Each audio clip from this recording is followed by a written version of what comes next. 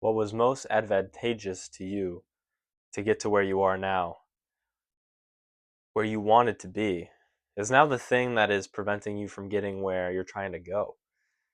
And I've talked about this many times, but I think it's one of those things that you learn more and more about as you grow, and you see more and more about, and you acquire a deeper understanding. So I'm here again to talk about it with hopefully a better and deeper understanding. And it's really profound to see this, because and it's really scary to understand this, because it's essentially saying what you have to completely give up, what has been your anchor, what has been your what has been your safety line. You must completely give up and find a new one, search for a new one, give in to change, give in to discomfort, and service to growth. But what worked in our last season is not going to work in this season. And when we try to cling to that, when we try to cling to what worked, we end up making a mess out of everything. I've done this a lot with, how in the beginning of my journey, I would say, I found something that worked out great. And it was one of those great moments when your will aligns with your heart. So it's just everything seems so effortless. But now I'm at a point where I no longer I no longer can do the same things to get the outcome I desire. And that can be hard because, well, in the beginning you don't have as much faith in it, and you also sometimes like, at least in my creative field, I used to read a lot. I read a vast majority of these books behind me, and there's much more below. And I've read a lot, and that was kind of how I used to get stuff to contemplate. I'd read, and then if something hit me profoundly, I'd contemplate it. Then I'd write about it, and then it was pretty effortless. I could just make a video and feel as if I worked through it more and added value to the world. But now it's a little bit different, where I can reading isn't as much of a staple in my life anymore. There was a point where every spare second I had, if I wasn't reading, it felt like I was misaligned with what I was meant to be doing. But now now at times I want to just cling to that. I want to just read. I want to just go back to what I used to do, because that's what was giving fruit at the time. But now I see it's more of a, more walking, more contemplating, more reflecting, more just being alone in silence and looking into the silence and reflecting. And, that can be hard. But when I get to this idea that I need to read, it can be the exact thing that's preventing me from moving forward. It's the thing that got me here, but now it's preventing me from getting me there. And it's difficult. It's difficult because, I mean, there's many different avenues in your life where this shows up. And just for me, in one avenue of a creative pursuit, this is what I've noticed. And I think you can apply it to yourself in life and realize that that thing you clung to, that thing that gave you your anchor, is now in a way preventing you from moving forward. You're clinging to it a little too hard. It's a little too much of a habit. It's a little too much of a routine. And instead of getting rid of it, instead of denying it, instead of doing all these things that you should be doing, instead you're just clinging to it. You're hoping that, it's just going to work. It's going to turn around. That, maybe it didn't work last week and the week before that and the week before that, but this week, it'll change. There was just something was off. But that's really the beauty and the scariness of life, that we have to continuously go through spiritual deaths to actually live. And it is a spiritual death to completely drop what got you here. You know, there's this idea of overcorrections after sorry. Excuse me. There's this idea of overcorrections after overcorrections in or overcorrection to undercorrection, which is an overcorrection of the undercorrection. You understand. And that's kind of what we do in everything that we do. So we may be taking life a little bit too serious. And I think I used to take life too serious. And I understood that I was, and I wanted to take it less serious. I wanted to, be a little more relaxed. I wanted to not, beat myself up for slacking off for 10 minutes out of a 24-hour period. But I couldn't. I was just that was the mindset I was in. I literally would read for like I would read and write and walk and do nothing else for 8 hours, 10 hours, and I'd get in my car and then I for a long time I didn't like listening to well, I liked listening to music, but I thought it was a waste of time. So I would play a song and then after I beat myself up, I'd be like, I should have. I would actually be really mad at myself. I'd be like, I should have reflected. I shouldn't have done that for. I just wasted like that whole 8 hour session because I didn't reflect on it. Now I feel like I've lost everything, and I think that was too much. I think I was too deep into that. It was too extreme. But and I could have told you that at the time, but it's so hard to just okay, you need to dial it back 2 notches. Okay, dial it like 1, 2, 10, and then it's hard to just make these small corrections that are right. It's so rare, and it's almost I think it's impossible to actually have a good correction. It's always going to be an overcorrection, either in one direction or the other. And I mean, it makes sense when you think about it because when you're on the one side of the spectrum, you see the worst of everything, and you think anything's better than this. Just quickly get away, and then you're in a huge overcorrection. And you got to realize that will happen to you. What's preventing you, what's got you here is now preventing you from getting you there. So when you drop what got you here, it's going to be a weird period. You're not going to really have an anchor anymore. But you just got to find that. You got to look within. You got to get a feeling. And then once you feel it out, once you think with your heart, once you find that new anchor, you realize that, it's already been a few weeks since you've been clinging to that in your habits and your subconscious and your daily routines. And then you have a new thing that's helping you. But then when you get to where you wanted to go, then again you need to drop that anchor and you got to find a new one. And if you don't, then you die before your day.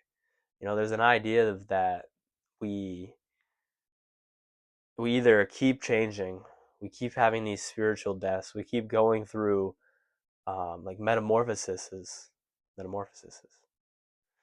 maybe, and we keep doing that, or we say no and we die many years before we are buried. We die spiritually, we die internally, we die inside, and we just live the rest of our life walking around like zombies. Denying that which we want to do, denying our path, denying the still small voice, denying our heart, settling. And I see many people doing this in this day and age, unfortunately, and it's extremely sad. Extremely sad. So don't be like that. Understand that life's supposed to feel uncomfortable. It's supposed to be hard. Change is always hard. It's always uncomfortable, but that's the only place where you find growth. So we need to cling to change. I had this other video recently about the idea of how conservatism is a foolish ideal because you can't do it. There's no such thing as stagnation. You're either regressing or you're improving. There's no in between. There's no true just holding the middle line. It's impossible. And we need to it can never be our goal because it's not possible. And if it's your goal, then it's going to be quiet deterioration. You're going to think you're conserving something valuable, something lovely, something beautiful, but in reality, you're just giving it a slow death, a slow, gruesome, ugly death. It's like trying to keep a animal alive when it's already has a foot in the grave, and they're just peeing all over themselves, and it's like, come on, like, is this the memory you want to remember? Is this the version you want to live with? Or do you just want to, pull the band-aid off and just get it over with and understand that this is now the new normal. This is the next chapter. This is the new season. And in many ways it's going to suck, but in many ways it's going to be beautiful. And in many ways there's going to be new avenues and new paths that will be open because you leaned into the change, because you didn't turn your back to it. You never fight a battle with your back turned. That's how you lose. And the internal world is a battlefield. When you turn around, they have a clear shot of your back, and you're gonna lose. I don't need to tell you about common sense warfare, but if you turn your back and then you're in a fight, you can't fight with your back turned. Basically, what I'm trying to say. So face these things head on, or you're gonna get destroyed, and you're gonna feel like you never could have stood a chance. When if you just faced it head on, you would have stood a chance. You would have defeated it. You would have grown. You would have overcome this hardship.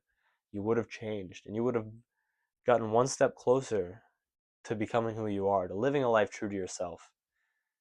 But it's when we cling to what got us here, whatever that may be. There's many seasons in our lives, and there needs to be like an anchor in a season. There's an anchor that everyone clings to during that season. And then the next season, you can't cling to that same anchor. You have to discard it. You have to get a new anchor. And if you keep clinging to that, you're going to ruin your season. You're not going to learn the lessons that season is trying to teach you. You're going to miss them. And then and then you're screwed. Then it takes a lot of work to get back. It's like in math.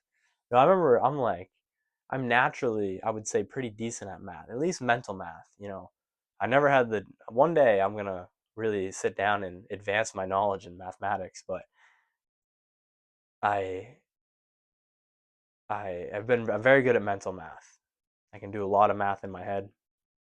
And I never had the chance to really see how far I could take it, because one year in school, I had a teacher who, I wasn't crazy about school. I always liked math because I was good at it, I guess. Um, but I had a teacher who wasn't really crazy about teaching, and super easy to cheat. I mean, math's like one of the easiest things to cheat on. So, the teacher wasn't serious. I wasn't serious. It was easy to cheat. And then one year, and then poof, you know, I'm a million steps behind. There's so many equations I didn't learn, so many things I was rusty on, and then you get thrown into the next year of math and you're like, whoa. And then I kind of saved myself because the teacher was serious. I was serious again. And cheating was almost, yeah, you could cheat on homework, but then the tests were huge portions of your grade, and that was like impossible because I can't use my phone in class. But that brought me back, and then like made me find my love for math. But just that idea that I was so far behind. I was so far behind it, and it was just because I missed out on one season. One season I messed up on, and then you pay for it in the next season, and then in the next season, and then in the next season, until you finally. And then if to make up for it, you have to do a lot of legwork. You have to work 20 times as hard than if you just slowly learned the lessons, slowly changed, slowly became who you were, naturally flowed with the seasons of life. I think I love making these videos, and I love trying to expand consciousness and spread wisdom. And I believe this is my purpose in a way. And for a long time, like I said, reading was helping me do that. But today I haven't read at all. And it has been such a fruitful day. contemplation, with learning, with reflection, with enjoying the present, with everything. It's been a good day. And a version of me not so long ago would have forced reading, would have shoved it down my throat, and I would have been like, I would have felt so lost right now. I would have been no good videos. I would have been just kind of depressed, and that's because I was forcing. I recently had this other video talking about how we can't force life. And that's because you can't force what's going to be your anchor in that season. And when you do, you fall off your path and you spiral into a depression. I think depression is just your soul telling you you're doing something wrong. And I think that's all there is to it. I don't believe in, I don't know, I don't believe in just being depressed for no reason. I don't think we can be living a life true to ourselves, walking our path, and being depressed. I just don't. Yeah, it can be hard. We can be in a bad mood. We can be suffering. But depressed is a whole nother ball game. Depressed is you can't be depressed when you have such a strong why. And when you're becoming who you are, when you're walking a path true to yourself, your why is too strong to be depressed. And I'm not saying it's going to be easy. It's actually going to be the hardest thing you will ever do. But it will also be the most meaningful thing you ever do. And it'll be the most worthwhile thing. And it'll be everything in between. So don't cling to what got you here because you need to get there. You need to get to the next stage. You need to get to the next step because it's coming whether or not you want it or not. And if you don't want it and you don't accept it, you're going to fall behind. And if you embrace it and you change and you grow with it, you'll take another step on the incline and another step on the path to becoming who you are.